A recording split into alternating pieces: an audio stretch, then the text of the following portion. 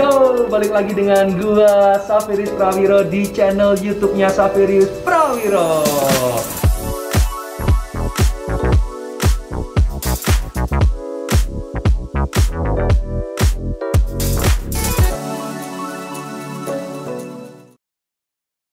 Hari ini gue mau ketemu tamu spesial, tapi sebelumnya lihat nih, gue pakai baju Aspak tim gue dulu. Cie, keren kan? Keren kan? Mau nggak? Kalau mau gue jual nih. Kalau nggak mau ya udah. Hari ini gue ketemu sama tamu spesial gue. Itu sekaligus temen gue dan juga profesinya sekarang adalah agent bola. Siapakah dia? Rahasia. Mau tahu nggak? Ini dia. Lihat. Budi. Halo. Boleh kenalan dikit nggak Bud sama subscriber gue Bud supaya Iya. kayak dia lebih tahu. Halo, aku Gabriel Budi, profesiku player agent, bergerak di bidang sepak bola dan bola basket mostly. Kesempatan terhormat bisa diundang IP Man ke channelnya Kuyus. Wes, masa sih? Oke, pingin tahu kan kayak gimana gue ngulik-ngulik Budi? Ikutin terus ya. Bud, apa kabar Bud? Api-api, Bud. selalu sehat. Lama nggak ketemu loh. Kita terakhir ketemu di mana? Di Jakarta kan? Di Jakarta waktu itu approach Kuyus no comeback ya. Guys, jangan bilang ini lagi di record. Lagi di record. Itu comeback jangan kasih tahu. Kalau itu jangan kasih tahu, itu rahasia.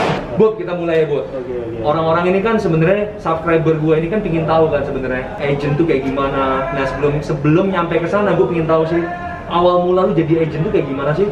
10 tahun lalu mulai start kerja ini, pertama kali ya timbul dari passion ya, karena sering baca media, surat kabar, di balik pemain yang sukses selalu ada orang di belakang layar. Mostly bidang saya di sepak bola karena industri yang jalan di Asia dan Indonesia begitu sepak bola, tapi memang bola basket adalah market yang menarik karena marketnya nggak seluas sepak bola, tapi lebih khusus marketnya dan bisa kalau dikelola dengan baik pasti bisa lebih tertata, at least bisa menjadi olahraga nomor 2 di bawah sepak bola. I see. Emang lu itu dari dulu suka sama sepak bola? Dari dulu saya suka dua-duanya, basket dan sepak bola.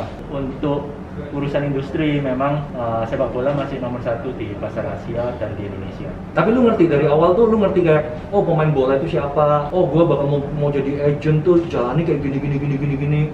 Jalannya bisa terbuka ya, puji Tuhan. Tak pernah membayangkan bisa sampai di posisi saat ini. Cuma di dunia industri olahraga ini variabelnya banyak ya. Basket, sepak bola, nggak ada ilmu pasti 1+1 sama dengan 2. Jadi 1+1 berapa Bud? 1+1 kalau di dunia industri olahraga 1+1 banyak faktornya. Bisa jadi 2, bisa jadi 3, bisa jadi 4. Matematika kalah nih. 1+1 bisa jadi 4, 5 ya. Suka dukanya apa Bud? Suka dukanya, kalau sukanya tentu saja kalau misal bawa pemain pelatih berhasil, terutama jika ini in case di sepak bola ya, bawa pemain Indonesia ke luar negeri seperti Asnawi, ke pemain Indonesia pertama ke Liga Korea, Ryuji Utomo, ke Thailand, Malaysia, mereka bisa berhasil. Rasanya luar biasa. Makanya itu untuk bola basket saya punya cita-cita paling tidak bisa membawa pemain asli putra Indonesia berkarir di luar negeri, karena kalau ditilik ke belakang belum pernah ada pemain asli Indonesia yang berkarir di luar negeri di bola basket profesional. Di bola basket dia setuju. Gue juga belum nemuin ada pemain Indonesia pertama yang berkarir di luar sih. Kebanyakan sih bola. Siapa sih pemain yang paling sukses yang selama ini lu pegang? Banyak ya, tapi kalau dari saya pribadi sebagai agent, ukuran sukses adalah pemain yang punya karakter, komitmen dan kompetensi, bisa berprestasi. Karena pemain kalau prestasinya bagus tapi nggak ada karakter, komitmen, Setuju. menurut saya ya biasa aja. Siapa itu Bud? Kasih gue satu dong. Bocoran dong. Kalau pemain yang punya karakter, komitmen, sama kompetensi, sampai saat ini ada Paso, ada Boran Banceh, lalu ada Asnawi, Ryuji. Oh, Asnawi main Liga Korea itu ya? Ya, karena mereka bisa buktikan selain punya kompetensi, mereka punya karakter, komitmen. Jadi saya sebagai agent diskusi sudah lebih seperti keluarga ya. Oh jadi kayak setiap kali lu jadi agentnya mereka, lu pasti akan nge-treat mereka as a family dong? Iya, kalau saya sistem kerja agensi kan lain-lain ya, beda-beda. Tapi kalau saya lebih ke bagaimana ada di saat duka dan suka pemain, karena keren banget. Kalau tadi kan sukanya, kalau dukanya kalau pemainnya cedera, pemainnya nggak bisa suitable sama sistem pelatih, itu bagaimana kita sebagai agent untuk menjembatani supaya pemain bisa bisa peak performance-nya bisa mengangkat lagi. Kalau pemainnya dia nggak cedera atau nggak perform kayak gitu, lu bener-bener kayak datang as a family, nggak ngejudge, lu datang kayak lu kayak bener-bener kayak temen, tanya Ya kenapa. pasti kita kan harus tanya insight-nya pemain, insight-nya pelatih, insight-nya manajemen klub. Nanti kita kan agent ini ada intermediary ya. Kita harus satukan perspektif banyak ya, perspektifnya klub, pemain, pelatih, manajemen, kita kan harus satukan sampai ketemu perspektif yang terbaik. Ya. Jadi maksud gue tuh gue pikir selama ini agent itu lu kayak lu dapetin contoh gue ya, gue jadi klien lu, pemain lu. Lu cuma bantuin gue cari tim, oh tim A atau tim B, sign kontrak, udah that's it, kerjaan agent selesai. Iya. Ternyata nggak kayak gitu ya. Ada agent yang oke secara short term ya, habis deal selesai. Tapi kalau saya lebih kalau bisa ke arah long term ya. Apalagi kalau pemain mahal kayak Pogius ya, aset yang I see. Jadi based on relationship ya. yes. Tapi kan ya macam-macam, apakah karakter masing-masing kan banyak sekali ya. Jadi kalau saya lebih ke kerja yang bisa long term, tapi kita juga nggak bisa pukul rata karena karakter pemain, pelatih, karakter klub juga beda-beda. Ada yang oke cuma main bisnis, dan juga kalau untuk pemain muda harus paham perannya adalah akan menjadi pemain profesional, ada hak dan kewajiban. Jangan cuma menuntut hak tapi nggak menjalankan kewajiban. I see. Masing-masing pemain, klub, pelatih harus tahu perannya semua, hak dan kewajiban, tanggung jawabnya seperti apa. I see.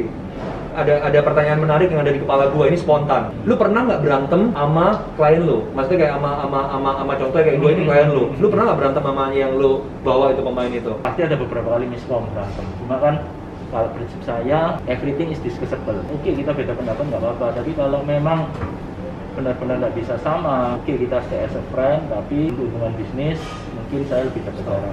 Tapi everything is discussable, apalagi di on the table ini. Jadi kalau saya disuruh menulis, semuanya ya bisa didiskusikan ya. Setuju. Ini pembicaraannya makin seru nih. Sekarang kita masuk ke basket. Kan ini sekarang kan nama lu ini udah mulai kedengaran nih. Dulu kan nama lu di bola kan, orang-orang kan pada nggak tahu kan, orang-orang basket pada nggak tahu.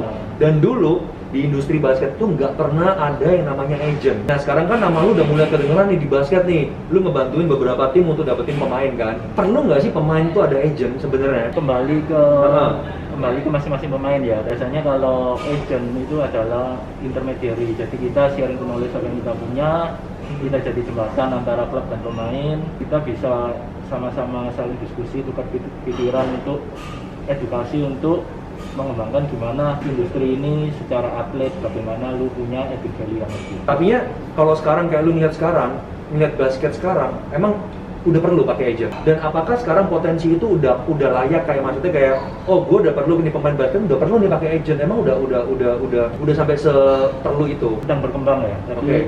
salut appreciate untuk Liga Bola Basket, operator liga di tanah air. Apalagi bisa jalan di tengah pandemi waktu lalu. Dan kalau saya pribadi kenapa terjun ke basket, karena memang marketnya menarik dan mau sama-sama untuk mengembangkan bola basket Indonesia. Semenarik apa, Bud? Nah, kan itu kan perlu dikulik ya. Semenarik apa itu? Marketnya itu semenarik apa? Biar orang tahu kan. Kan banyak stigma kan kayak gini kan. Orang jadi pemain basket itu nggak ada harganya, nilai kecil. Kalau lu kerja di basket mah lu nggak bisa hidup, lu nggak bisa ngapa-ngapain gitu. Nah, sedangkan kalau kan banyak stigma gitu kan. Sedangkan lu sebagai seorang agent kan juga ngelihat kan potensi itu kan ada di basket. Nah, dengan lu kayak ada stigma kayak gitu, itu kenapa kalau lu mau milih di basket itu sekarang? Karena kalau dilihat marketnya basket ini nggak seluas sepak bola, tapi marketnya lebih khusus. Sponsorship apa semua kan lebih STP-nya lebih dapat. Dari sana kalau liga dikelola baik, lalu outputnya bagus untuk nasional, situasi kembali normal, maka bukan tidak mungkin basket bisa terus naik karena punya market yang nggak terlalu besar itu tapi loyal dan setia. Oke. Dan dari sana akan terjadi trust, kepercayaan dari sponsor, dari penonton, dari government, dari semua pelaku yang peduli sama basket. Oke. Dengan lu kayak sebutin yang lu bilang tadi, dengan kondisi IBL yang sekarang, kompetisi yang sekarang, timnas yang sekarang, apalagi itu potensinya sekarang udah menuju ke sana, positif atau trennya atau negatif menurut lo? Potensinya menuju ke arah lebih positif. Lebih arah positif, berarti lebih menghasilkan nanti dong? Ya, tapi kita kan harus berhadapan dengan virus ini ya. Asal dikelola dengan baik dan sama-sama maju, harusnya beberapa tahun ke depan basket Indonesia optimis bakal jadi lebih baik. Sekarang nih Bud, kalau nanya masalah agent, sebenarnya kriteria pemain apa sih sebenarnya yang lu ambil itu? Ya, kalau aku lihat selalu dari 3 itu ya. Apa? Punya karakter, komitmen, sama kompeten. Karena kalau pemain bagus banyak kompeten, tapi kalau nggak ada karakter, komitmen, sia-sia. Terutama untuk pemain muda ya. Pemain muda menurut saya dari karakter, komitmen, sama kompetensi itu penting, karena kalau sejak usia muda punya ketiga itu, maka untuk maintenance untuk sampai pemain nasional, sampai jadi pemain bintang itu mereka bisa lebih awet untuk berkarir. Karena seringkali terjadi kenapa pemain muda bisa cepat hilang ya, karena mereka nggak siap untuk untuk popularitas, terima kontrak yang besar. Kompetensi ada, tapi ketika karakter kamunya hilang ya karirnya cuma short term. I see. Lu gimana cara taunya sekarang? Pertanyaannya kan lu selalu bilang kan, oh kalau seandainya kriteria pemain gue itu adalah karakter, komitmen, kompeten. Terus gimana cara taunya? Kan lu kan ketemu pemain kan lu belum kenal kita kan apa pemain kan? Gimana cara lu nemuin 3 karakter itu di pemain? Harus beberapa kali ketemu, bicara, juga referensi dari pelatih, dari pemain, referensi dari orang yang pernah bekerjasama. Jadi dalam setiap tim kan pasti berhubungan banyak. Juga dari kitman juga kita kan bisa tahu kalau pemain atau orang treat kitman seperti apa, treat pelatih seperti apa, asisten pelatih, kan bisa tahu apakah pemain ini benar-benar punya karakter atau enggak. Kita bisa lihat karakternya orang ketika orang itu memperlakukan orang yang setara atau di bawahnya seperti apa. Nice banget loh ini. Sekarang yang bikin gue bingung tuh adalah begini, kan Indonesia itu kan gede kan, banyak banget potensi di Indonesia yang orang yang suka sama basket, tapi mereka nggak punya channel ke sana. Kayak mereka kayak, oh ya udah, gue juga nggak punya channel, nggak bisa ngapa-ngapain. Nah caranya seorang dengan ada agent, Gabriel Budi kan ada harapan buat mereka. Lu ada tips nggak, maksudnya cara gimana supaya lu nyariin kayak nemuin pemain seperti itu gitu yang berpotensi di luar situ? Yang pertama kita harus apresiasi sama IBL Sambar Basi, karena sekarang mereka mengundang banyak tim dari luar ibu kota, luar Jakarta untuk terlibat dalam IBL. Karena selama ini kan stigma yang ada, IBL identik dengan tim dari Jakarta, dari ibu kota. Anak-anak basket sendiri memang belum semerata seperti sepak bola, banyak dari daerah. Tapi dengan adanya banyak tim dari luar ibu kota masuk IBL itu membuka jalan yang besar untuk pemain-pemain muda dari berbagai daerah. Jadi kalau memang banyak pemain muda berbakat yang mau meneruskan legasinya ke Wius, bisa kontak ke account @GabrielBudi. Oh iya, akunnya apa? Mesti agak jelas dikit dong, buat ngomongin tuh agak pelan. Akunnya mesti biar mereka tahu @GabrielBudi. Jadi nanti setelah PPKM selesai, lu bakalan kayak langsung benar-benar lihat kau kalau mereka ada potensi yang itu, ada yang baik, ada yang potensi yang menarik, lu bakal kayak bantuin mereka dong berarti. Iya, tentu saja memang untuk pemain muda punya potensi, punya ambisi, punya target. Ya, why not? Sekarang cara kerja agent itu kayak gimana sih, Bud? Sistem kerja agent ya, kita berusaha terbaik, jembatan yang terbaik antara pemain dan klub. Lalu bukan hanya serta-merta cuma untuk urusan kontrak bisnis, tapi kita juga bisa jadi advisor ya.